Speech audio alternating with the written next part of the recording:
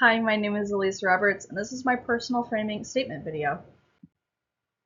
On the agenda, I'll be giving a brief introduction as to who I am, and then I'll dive into frames, my personal frames, frames for organizational leadership, and then the last slide will be about the two guiding questions for the project. So who am I? Like I said, my name is Elise. I'm a junior in web programming and design here. I love creativity, drawing, crocheting, baking, cooking, anything that I can channel my yellow energy into. I've always seen myself as an extrovert. I like to get things done and I thrive when I'm around other people. I love making connections with everyone I meet. I've been told many, many, many times that I don't know a stranger, and that is very, very true. When I work with other people, my red shines through. I'm a go-getter, and I try to meld yellow's people-oriented approach with red's get-her-done attitude. So about frames. To me, frames are the different ways or lenses a person or organization functions. It's how they interact within themselves, what the culture is like, how things get done, etc. And then these examples of frames, the red frame is the political frame. That's that get her done attitude I mentioned. The yellow symbolic frame focuses on community and meaning. The green human resources frame is a people-first approach that includes employee experience. And then blue is the structural frame that is all details and planning. So about the frames. Benefits of the frames are they help give us context for how organizations operate or how people lead or work. It's how people think differently from ourselves. The active reframing is intentionally changing your mindset to see through the lens or perspective of someone else.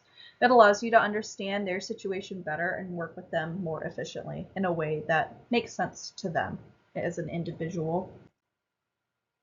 My personal frames. Before I took the quizzes to assess my color preference, I would have said I was a strong yellow. And while that is true, I found that I also have a very strong red energy, especially when it comes to working with others.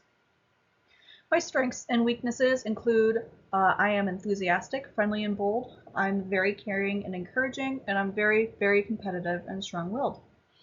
My weaknesses are I am excitable and aggressive and overbearing, especially when I get stressed out. Kind of turns into a negative feedback loop. I like to keep communication open and relaxed when I'm working with others. It's very important to me that when a group works together, it doesn't feel like an obligation. I think that creating bonds with your peers and supervisors creates a safe environment that fosters impassioned workers. I don't like to make decisions unless everyone, or as close to everyone as you can get, has given their input and they all agree on the same course of action. This mindset can hold me back from making timely decisions and can potentially be a setback when it really matters and the pressure is on. In situations where an agreement can't be made, I need to just stop trying to make everyone happy and focus on what is objectively the correct course of action. Frames for organizational leadership. How do frames better help a leader understand an organization? They allow a leader to put themselves in everyone's shoes. A change in perspective can reveal the insights you wouldn't see otherwise. In what ways does leadership involve the reconciling of conflicting opposite frames? No matter how big or small an organization is, everyone within it is different. And a leader needs to be able to work through conflicts of opposite frames in order to make sure that both sides feel understood and important. How does reframing play into leadership actions and decision making?